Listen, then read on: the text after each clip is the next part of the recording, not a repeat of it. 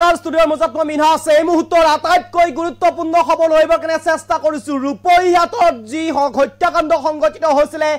এখন ঘৰতে চাৰিটাকৈ মৃতদেহ উদ্ধাৰ হৈছিলে সুকা অস্ত্ৰৰে হানি খুচি কাটিছিলে চাৰিজনকৈ ব্যক্তিক তাৰে এগৰাকী জিয়ৰী আছিল আন দুগৰাকী পিতৃ মাতৃ আৰু আন এগৰাকী অচিনাক্ত ব্যক্তি আছিল এখন ঘৰতে চাৰিটাকৈ মাৰ্ডাৰ সংঘটিত হৈছিল তাৰ পিছতে সমগ্ৰ অসমত চাঞ্চল্যৰ সৃষ্টি হৈছিল এক প্ৰকাৰ কোনে হত্যা কৰিছিল সেই ৰহস্যৰ আৱৰ্তত সোমাই পৰিছিল যেহেতুকে যিখন ঘৰত মাৰ্ডাৰ হৈছিল পিতৃ মাতৃৰ লগতে আন এগৰাকী যুৱতী অৰ্থাৎ পিতৃ মাতৃৰ সৰু যিগৰাকী যুৱতীক টাৰ্গেট কৰি আছিল সেই যুৱতীগৰাকীৰ সৰু ভগ্নীক হত্যা কৰা হৈছিল হানি খুচি হত্যা কৰা হৈছিল নিজৰ ঘৰৰ ভিতৰতে তাৰ পিছতে চাঞ্চল্যৰ সৃষ্টি হৈছিল আৰু হেহতিয়াভাৱে আৰক্ষী প্ৰশাসনৰ ফালৰ পৰা তীব্ৰতৰ কৰি তুলিছিল তদন্ত গঠন কৰা হৈছিল এসআইটি টিম আৰু ইতিমধ্যে আজিৰ দিনটোত আটাইতকৈ গুৰুত্বপূৰ্ণ খবৰ এই চাৰিটাকৈ মাৰ্ডাৰ সংঘটিত কৰা ঘটনাৰ ইতিমধ্যে ৰহস্যৰ খাম কাটিছে উৰহীৰ উৰুলাইছে ইতিমধ্যে এগৰাকী যুৱকক গ্ৰেপ্তাৰ কৰিবলৈ সক্ষম হৈছে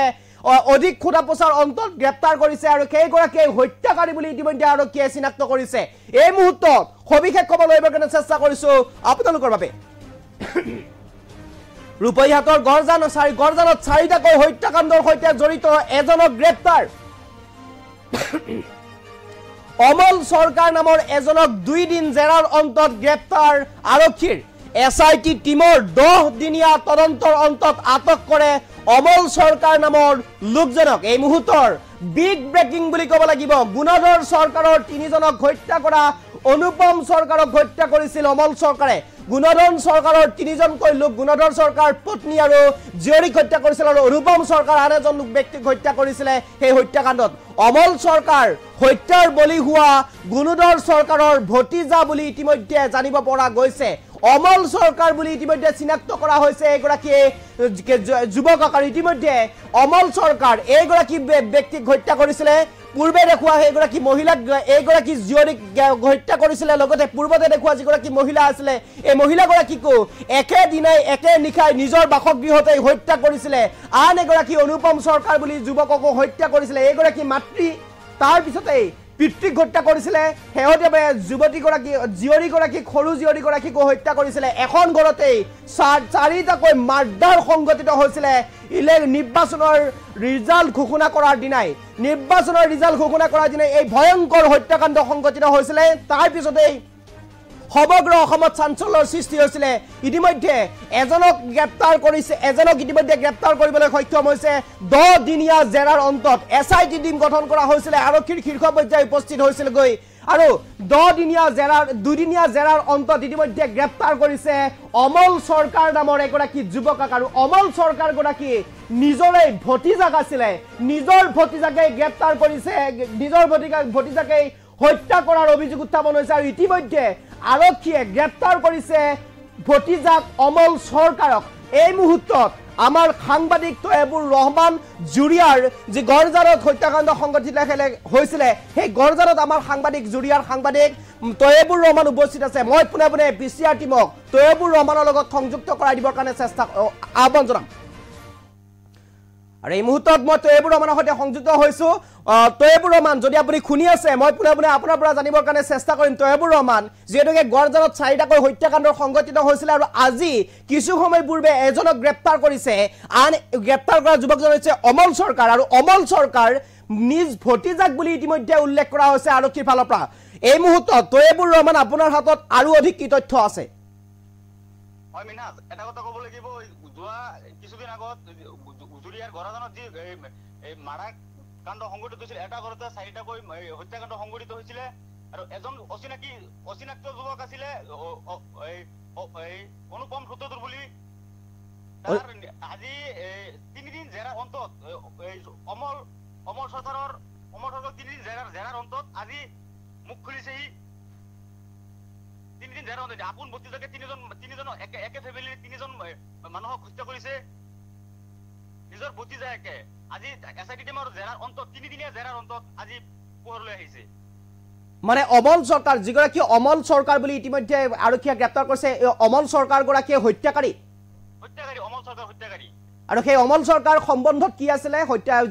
যিগৰাকী ব্যক্তিক হত্যা কৰিলে তিনিগৰাকীকৈ ব্যক্তিক একেখন ঘৰৰে তিনিগৰাকী ব্যক্তিক হত্যা কৰিলে সেই হত্যাকাৰী অমল চৰকাৰ সেই ব্যক্তিগৰাকীৰ সম্বন্ধত কি আছিলে তাৰ আপোন ভতিজা আছিলে নিজৰ ভতিজাক আছিলে নিজৰ ভতিজাকে হত্যা কৰিছে এই চাৰিটাকৈ এই তিনিটাকৈ ব্যক্তিক নিজৰ ভতিজাকে হত্যা কৰিছে আৰু কি ইতিমধ্যে এই ঘটনা সন্দৰ্ভত কিবা প্ৰকাশ কৰিছে নেকি আৰু অধিক তথ্য আৰু এতিয়ালৈকে পোহৰত অহা নাই ইতিমধ্যে পোহৰত একো অহা নাই এতিয়ালৈ তথ্য আৰু কি সদৰি কৰা নাই তাৰ পিছত এতিয়ালৈ একো তথ্য আৰু সদৰি কৰি আৰক্ষী ফালৰ পৰা একো তথ্য অহা নাই যিগৰাকী আন এগৰাকী অনুপম সূত্ৰধৰ নামৰ এগৰাকী যুৱকক হত্যা কৰাইছিলে সেইগৰাকী ক'ৰ আছিলে কেনেকুৱা ধৰণৰ আছিলে আৰু কি সম্বন্ধ আছিলে কিয় সেইগৰাকী ব্যক্তিৰ হত্যা বলি হ'ব লগা হ'ল কিছু তথ্য আমাক জনাওক আপুনি অনুপম সূত্ৰধৰ যোনজন আছিলে নগাঁৱৰ গাঁওটো কি আছিল মই পাহৰি থাকিলো নগাঁৱৰ আছিলে তাৰ লগত এই ডাঙৰ ছোৱালীজনীৰ কিবা এই সম্পৰ্ক আছিলে হয় এই সম্পৰ্কত তাৰ লগত এই 2 বছৰ হ'ল এই হদৰ থানাত কিবা গোচৰ চলি আছে তাৰ লগত হয় আৰু অধিক তথ্য আপোনাৰ হাতত কি আছে তথ্য জেৰাৰ অন্ততহে ওলাব তেতো অমল চৰকাৰক গ্ৰেপ্তাৰ কৰিছে নগাঁৱৰক্ষীয়ে অমল চৰকাৰক গ্ৰেপ্তাৰ কৰিছে হয় হয় অমল চৰকাৰ ভতিজাক নিজৰ ভতিজাক নিজৰ ভতিজাকে কি কাৰণত এই হত্যাকাণ্ড সংঘটিত কৰিলে কিবা তথ্য আপোনাৰ হাতত আৰক্ষীয়ে কি কৈছে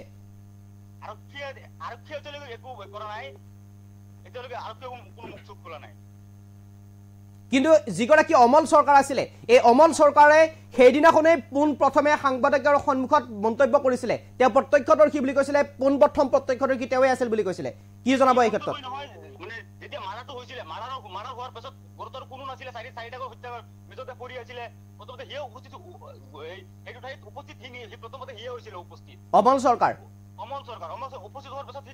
কল কৰিছে পাছত গাঁৱৰ মানুহ মাতি আনিছে কাক ফোন কৰিছিলে উপস্থিত অমল চৰকাৰ আছিলে অমল চৰকাৰে কাক ফোন কৰিছিলে গাঁৱৰ মানুহ মাতি আছিলে হয় তাৰপিছত আকৌ সাংবাদিকৰ সন্মুখতো আমাৰ সন্মুখতো মুখ খুলিছে সিয়ে মুখ খুলিছে প্ৰথমতে হয় সি প্ৰথমত আহিছে সোমাইছে চাইছে এনেকুৱা ঘটনা হয় কোন আছিল তেতিয়া কোন আছিল প্ৰথমতে সিয়ে সোমাইছে পাছত সিয়ে গাঁৱৰ মানুহ মাতি আনিছে হয় এইখিনি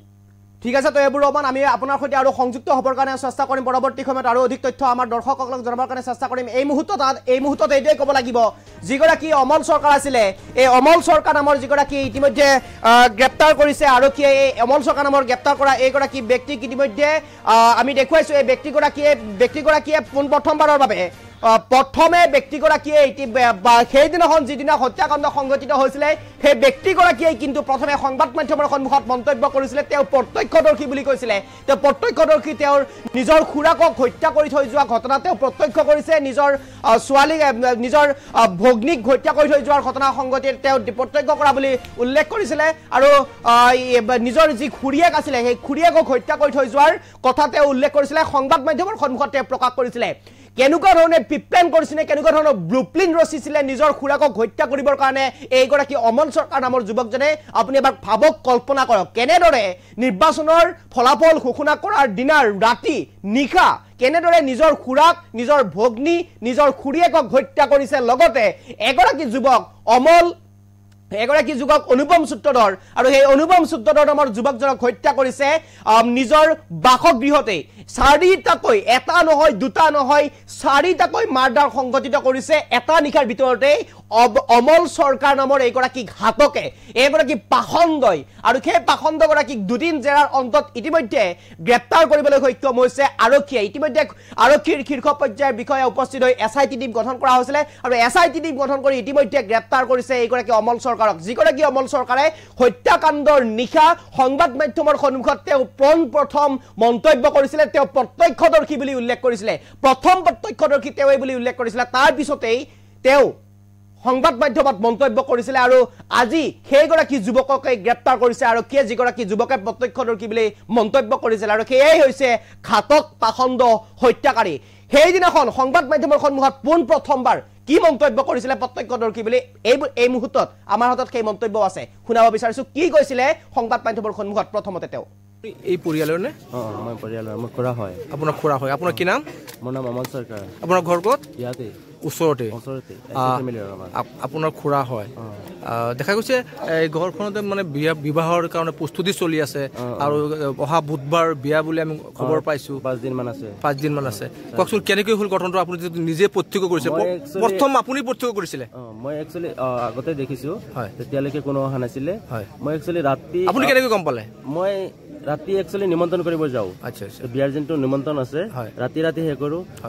আজি ৰাতি যেতিয়া অলপ লেটকে আহিছো 8:20 মান 8:18 তেতিয়া হৈছে ফোন কৰিছো টাইম চাই কলো 8:20 মান আইডিয়া তো 8:20 মান আহিছো লিষ্ট লৈ যাম ঘৰত যাম তেতিয়া দেখোন পুৰা 4জন পৰি আছে ব্লাড পুৰা এনেকে পৰি আছে পাছত মই খুৰাক ফোন কৰিলো মোৰ বাইটিক ফোন কৰিলো তেতে সব মানুহ লৈ আহিছে তেনেকে কিবা চুকা অস্ত্ৰ পাইছে নেকি বা হাতী আছে তেনেকুৱা পাইছে পৰিয়া পৰা আছে কি চুকা অস্ত্ৰ কেনেকৈ দাওটা আছে পৰা দাওটা আছে ন আচ্ছা তিনিজনী আপোনাৰ পৰিয়ালৰ তিনিজনী আমাৰ পৰিয়ালৰ কি নাম জয়স্মিতা সৰকাৰ আৰু সুৰদনী সৰকাৰ গুণধৰ সৰকাৰ যিজনী ছোৱালীৰ বিবাহ ঠিক হৈছিলে সেই ছোৱালীজন ঘৰত নাছিল নেকি নাই হি ঘৰত নাথাকে হি ক'ত থাকে থাকে নগাঁও তাত চাকৰি কৰি আছে কিহৰ চাকৰি কৰে টিচাৰ হয় চৰকাৰী চাকৰি নে সাৰ্ভিস টিচাৰ চৰকাৰী কোন স্কুলত কৰে স্কুলৰ নাম গম নাপাওঁ আমি টেটত পাইছিলে টেটৰ শিক্ষয়িত্ৰী কাৰ লগত বিয়া ঠিক হৈছিলে ইয়াতে বিয়া ঠিক হৈছিলে সাইদৰ কুশল সৰকাৰ বুলি কুশল সৰকাৰৰ লগত দেখা গৈছে ইয়াত এটা মৃতদেহ পৰি আছে এতিয়ালৈকে চিনাক্ত হোৱা নাই আপোনাৰ পৰিয়ালৰ মানুহ নহয় বুলি ইতিমধ্যে আপোনালোকে কৈ আছে এইটো কোন হ'ব পাৰে এজনী এতিয়া আমি তো ইমান আইডিয়া নাই কিন্তু এতিয়া ছোৱালীজনী আছে আৰু বাইটি এজনী আছে বাইটিজন আহিব এতিয়া চাগে আহিছে চাগে ওচৰতে আহি পাইছে আৰু হেৰি বন্তিজনী আছে ৰূপী থানাত আছে চাগে তাই আহিলে গম পাম মানে ঘৰত কোনো নাছিল নেকি বেলেগ কি হয় আমি ইমান আইডিয়া ঘৰত বেলেগ কোনো নাছিলে নেকি নাই কোনো নাছিলে এই 4জন পৰি আছিলে মই যেতিয়া চাইছো চোৱাৰ পাছত মোৰ বাইটিক ফোন কৰিছো খুৰাক ফোন কৰিছো সিহঁতে মানুহ লৈ আহিছে আপোনালোকৰ কি সন্দেহ হয় কথাটো সন্দেহ এতিয়া আমি ইমান ক'ব নোৱাৰো ছোৱালী আছে ডাঙৰ ছোৱালীজনী আছে ই আহিলেহে তাৰ ভিতৰৰ কথা কিবা কিবি থাকিব পাৰে হয়তো বেলেগ কোনোবা প্ৰেমজনিত কিবা হ'ব পাৰে নেকি হ'ব পাৰে তেনেকুৱা কিবা হ'ব পাৰে আমি এইটো কোৱাটো সম্ভৱ নহয় তেনেকুৱা হ'ব পাৰে হয়তো সেই ডাঙৰ ছোৱালীজন যাৰ বিয়া ঠিক হৈছিলে সেইজনে ক'ব পাৰিব তাৰ লগত যদি কোনোবা কিবা আছে এতিয়া আমাৰ পুলিচে কিবা কিবি সুধিছিলে মই কৈছো তেনেকুৱা কিবা হ'ব পাৰে ছোৱালীজনী খেতি আছে ছোৱালীজনীক সুধিলেহে গম পাব আপোনালোকে ঠিক আছে আৰু এইগৰাকী আছে অমল সৰকাৰ আৰু এইগৰাকী অমল সৰকাৰে মন্তব্য আপুনি শুনিলে এইগৰাকী অমল সৰকাৰে সেইদিনাখন অৰ্থাৎ যিদিনাখনে হত্যাকাণ্ড সংঘটিত কৰিছিলে এই হত্যাকাণ্ড সংঘটিত কৰাৰ দিনা সংবাদ মাধ্যমৰ সন্মুখত প্ৰথমবাৰৰ বাবে মন্তব্য কৰা ব্যক্তিগৰাকী আছিল অমল সৰকাৰ আৰু এইগৰাকী অমল সৰকাৰে এতিয়া হাতক হৈছে এইগৰাকী অমল সৰকাৰে এতিয়া হত্যাকাৰী হৈছে এইগৰাকী অমল সৰকাৰে এতিয়া পাখণ্ড আৰু যিগৰাকী অমল সৰকাৰে প্ৰত্যক্ষ কৰা বুলি কৈছিলে নিজৰ খুৰাকৰ মৃতদেহ নিজৰ খুৰাকৰ ছিন্ন বিচ্ছিন্ন হৈ থকা মৃতদেহ খুৰীয়েকৰ